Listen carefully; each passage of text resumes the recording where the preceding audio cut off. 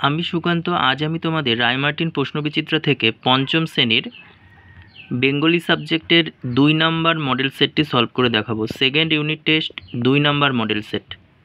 দেখো, 1 নম্বর লিমেরিক কবিতাটি তর্জমা করেছেন সত্যজিৎ রায়। 2 নম্বর দেখো, বিকট হুঙ্কারে বাঘ ঝাঁপিয়ে পড়ল তার ওপর। বাঘটি ঝাঁপিয়ে পড়েছিল ধনাইয়ের ওপর। 3 নম্বর, এমন কিছু শব্দ আছে যা দিয়ে পুরুষ বা স্ত্রী কিছুই বোঝায় না, সেগুলি হলো ক্লীবলিঙ্গ। 1-4, কোনো প্রাণী বা বস্তুর সংখ্যা বা পরিমাণ সম্বন্ধে আমরা যে ধারণা দিই তাকে ব্যাকরণের ভাষায় বলে বচন। 2-1, বোকা কুমির সে কথা জানতো না। কোন কথা জানতো না? আলু মাটির নিচে হয় আর তার গাছে থাকে উপরে, এই কথা বোকা কুমির জানতো না। 2 নম্বর, মায়াতুরু কবিতাটি কোথা থেকে নেওয়া হয়েছে? ভানুমতির মাঠ কাব্যগ্রন্থ থেকে। 2-3, আকাশ ঘিরে কিসের জন্য মেঘ জুটেছিল? চাঁদের লোভে মেঘ জুটেছিল। তরাই কি? পার্বত্য অঞ্চলের পাদদেশের স্যাঁতসেঁতে অঞ্চলকে তরাই বলে। 2-5, একটি সমষ্টিবাচক শব্দযোগে বহু বচনের উদাহরণ দাও। বন্ধু প্লাস গণ, বন্ধুগণ। নক্ষত্র প্লাস মণ্ডল, নক্ষত্রমণ্ডল। আচ্ছা, লিঙ্গ পরিবর্তন করো। কবি হবে মহিলা কবি, গুণবান হবে গুণবতী। 3-1, শোনো গো আমার ছোট্ট মেয়ে। বক্তা হলো বনের পরী। ছোট্ট মেয়েটিকে সে কি বলেছিল? আচ্ছা, ছোট্ট মেয়েটিকে সে কি বলেছিল? বনের পরী ছোট্ট ফণিমনসাকে বলেছিল যে নিজের চেহারার অবস্থায় যদি সুখী হতে না পারে তাহলে ফণিমনসার মতোই অবস্থা হয়। এরপর ফণিমনসার কাছে জানতে চায় যথেষ্ট শিক্ষা হয়েছে কিনা এবং সে কি বর চায়। 3-2, ওরা পিছনে ছুটে একটা ঝোপের আড়ালে পালালো। কাদের কথা বলা হয়েছে? তাদের পালানোর কারণ কি? দেখো, শিবশঙ্কর মিত্র রচিত মধু আনতে বাঘের মুখে গল্প থেকে নেওয়া হয়েছে। এখানে ধনাই, অর্জুন, কফিলদের কথা বলা হয়েছে। আরজান বনের মধ্যে মৌমাছির চাকে এক থাবা কাদা গোল করে পাকিয়ে নিয়ে ছুঁড়ে মারে, কিন্তু চাক থেকে মধু না পড়ে কয়েকটা মৌমাছি ওদের দিকে তাড়া করলো, আর ওরা তখন পিছনে ছুটে একটা ঝোপের আড়ালে পালালো। তাদের পালানোর কারণ এটাই। 4-1, মেঘের খেলা কবির মনে কোন কোন স্মৃতি বয়ে আনে? মেঘের খেলা কবির মনে তার ছেলেবেলা নানা স্মৃতি বয়ে আনে।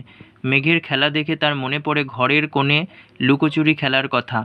একই সঙ্গে কবির মনে পড়ে ছেলেবেলার বৃষ্টির গানের কথা, মায়ের ঘর আলো করা হাসি মুখের কথা এবং মেঘের ডাকে ভয় পাওয়ার কথা।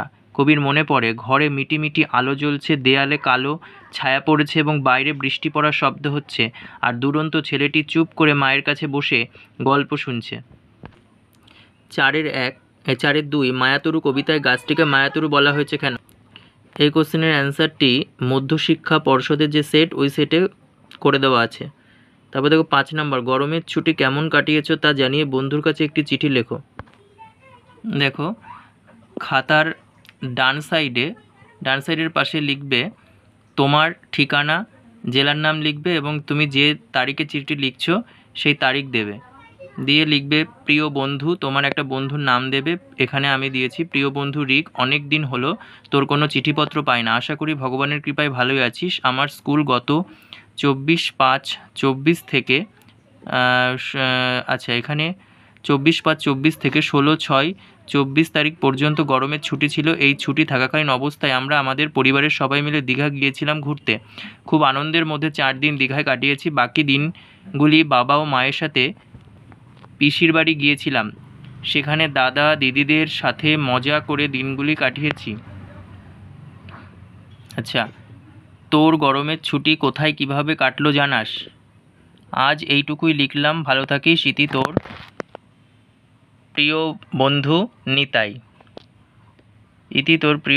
নিতাই। আচ্ছা, এখানে ডাক টিকিট লিখবে, নিচের দিকে এসে বাঁ সাইডে ডাক টিকিট এবং যে বন্ধুকে লিখছো সেই বন্ধুর নাম, তার বাবার নাম লিখবে, প্রযত্নে তার বাবার নাম এবং তার জেলার নাম, পিন নাম্বার দেবে। আচ্ছা, এটা 1 নাম্বার সেটের চিঠি, আগে এটা পোস্ট করা হয়েছে। এখানে একটা নাম লেখা হয়নি, যে মায়ের কাছে যে চিঠিটা পাঠাচ্ছ এখানে চিঠিটা ছিল 1 নম্বর সেটে যে তোমার বিদ্যালয়ের ছাত্রীবাস থেকে তোমার মাকে একটি চিঠি লেখো। তো সুতরাং এখানে ডাক টিকিটে মায়ের নামটা দেওয়া হয়েছিল না ভুলবশত, তো এখানে মায়ের নামটা দিয়ে দেবে। মায়ের যা মায়ের নাম সেই মায়ের নামটা এখানে দিয়ে দেবে।